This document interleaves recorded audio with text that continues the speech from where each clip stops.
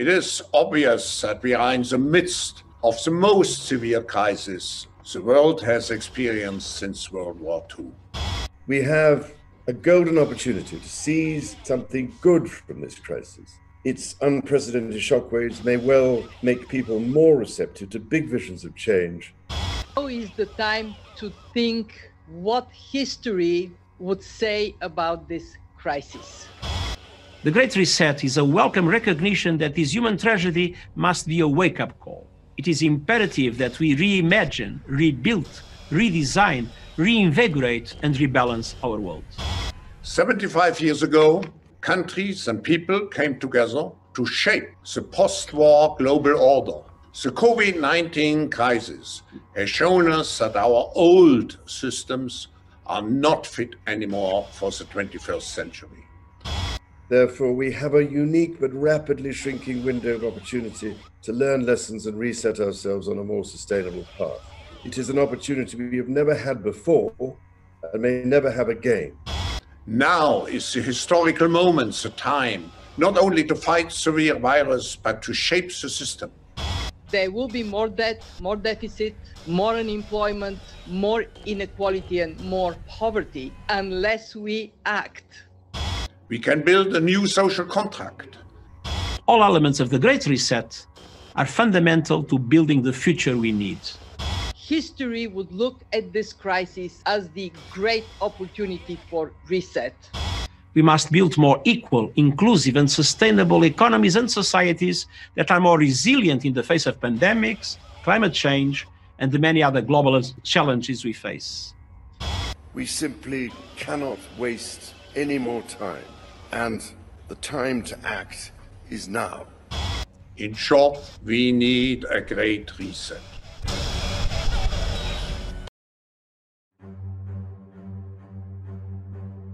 Não é de hoje que sabemos que o atual sistema financeiro e monetário mundial, baseado em dívidas, apesar de ser relativamente recente, é algo extremamente insustentável. Ele nasceu há apenas 50 anos, logo após o colapso do sistema de Bretton Woods, quando o presidente Richard Nixon pôs fim ao último resquício do padrão ouro em 1971.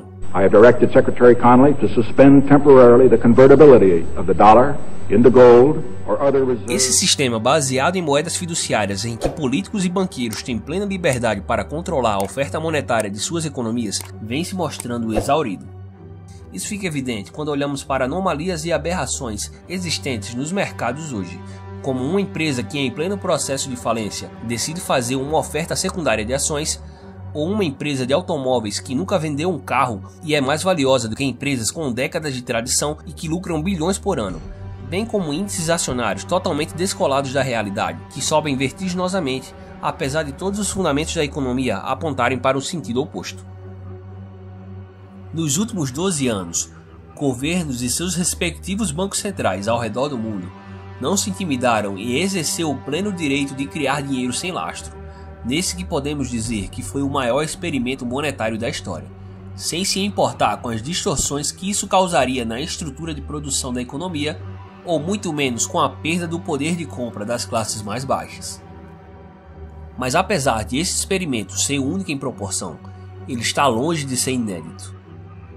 Durante a história, foram inúmeros os casos de impérios e civilizações prósperas que, em nome de um Estado inchado, ignoraram as leis econômicas e abriram mão de um sistema monetário sustentável, lastreado no ouro ou na prata, por um sistema monetário em que o governo tinha plena liberdade de inflar a sua oferta monetária para financiar seus gastos com guerras e medidas populistas.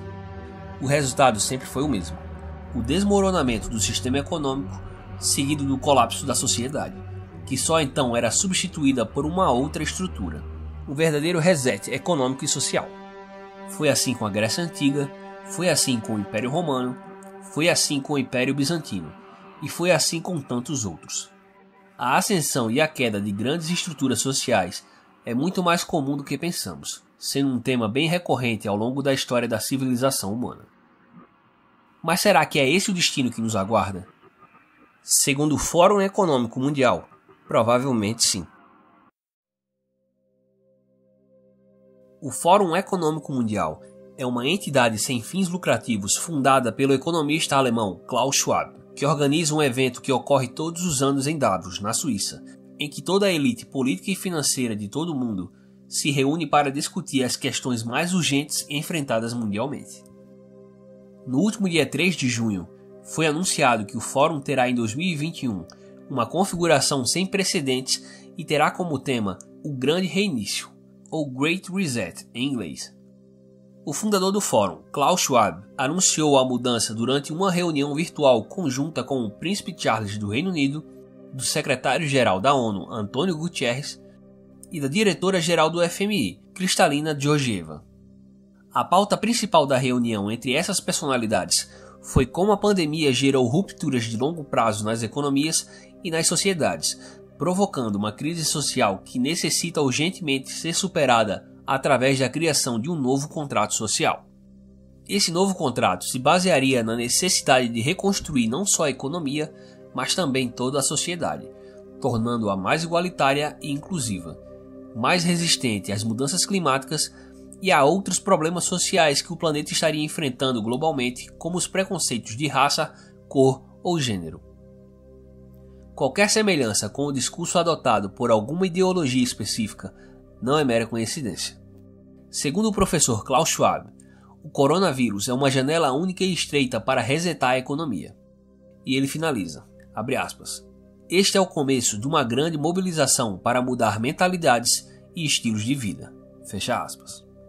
Apesar de ter ficado claro que o reset global discutido no fórum se trata de algo muito mais amplo, neste vídeo iremos discutir apenas sobre o aspecto econômico desse reset. Mas o que seria esse reset econômico financeiro global?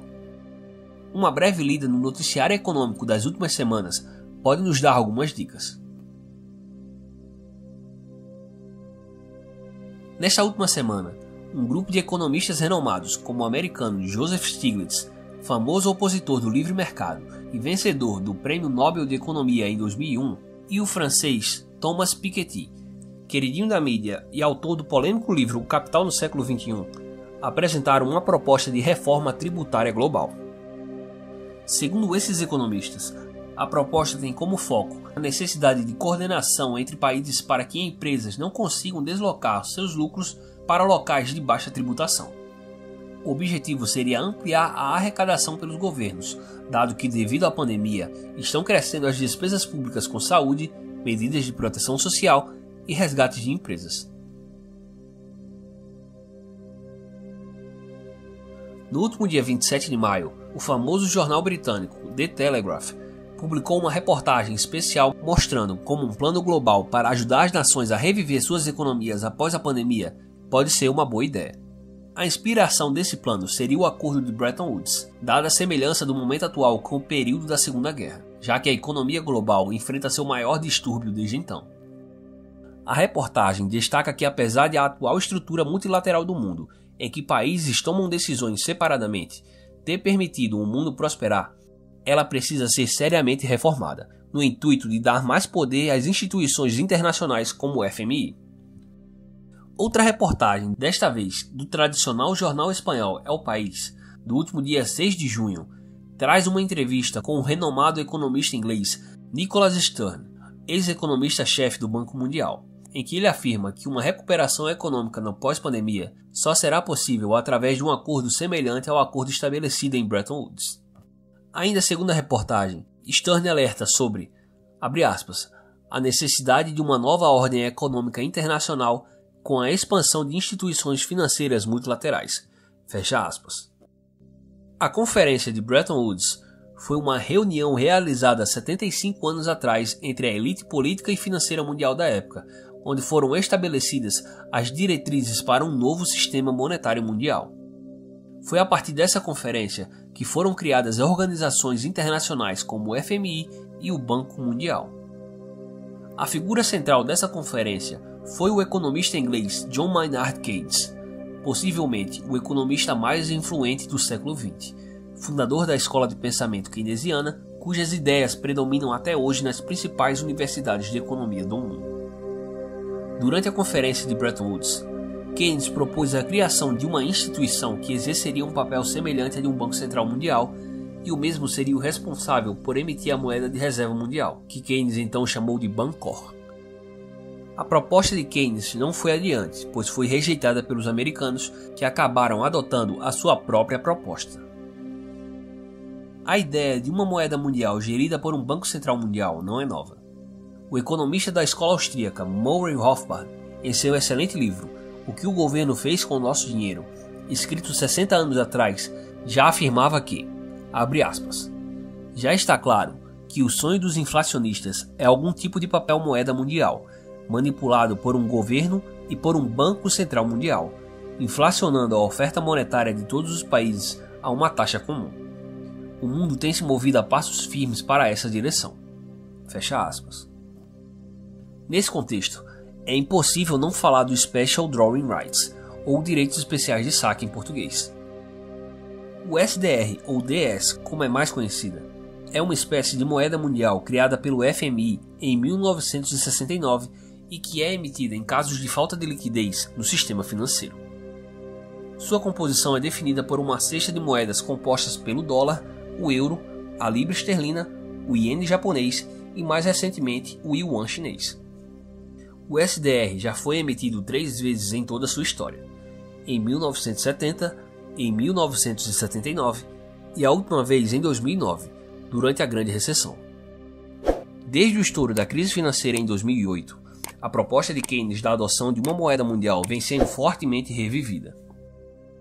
Em um discurso proferido em março de 2009, intitulado Reformar o Sistema Monetário Internacional, o então governador do Banco Central da China afirmou que a ideia do Bancor de Keynes era perspicaz e propôs a adoção do SDR como moeda de reserva global em substituição ao dólar americano. Análise bastante semelhante foi realizada no relatório dos especialistas em reformas do sistema financeiro e monetário internacional da ONU. Relatório esse escrito em 2010 por um comitê de notáveis liderados pelo vencedor do Prêmio Nobel de Economia, Joseph Stiglitz, o qual documentava a necessidade de mudanças e reformas no sistema econômico mundial. Dentre essas mudanças, destaca-se a adoção do SDR como a moeda de reserva mundial. De maneira semelhante, um estudo do próprio FMI, publicado em 13 de abril de 2010, reafirma o objetivo da instituição em tornar o SDR no principal ativo de reserva no sistema monetário internacional. A lista de defensores da ideia de que o dólar seja substituído pelo SDR como a moeda de reserva do sistema financeiro global é incontável.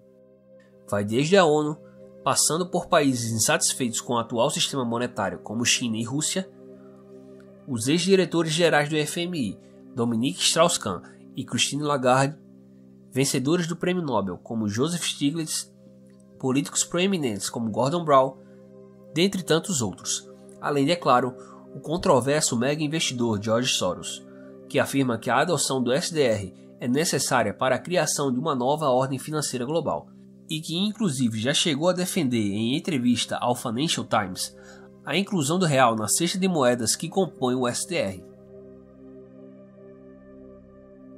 É fato que o nosso atual sistema econômico, monetário e financeiro é insustentável e está em seu limite. Medidas de injeção monetária cada vez maiores podem obter algum êxito em adiar o seu fim, mas nem por um decreto essas medidas serão capazes de evitá-lo. A própria elite política e financeira mundial já sabe disso e já está propondo uma série de mudanças e reformas que deverão acontecer nos próximos anos. Se essas mudanças serão positivas ou não, eu deixo para você responder.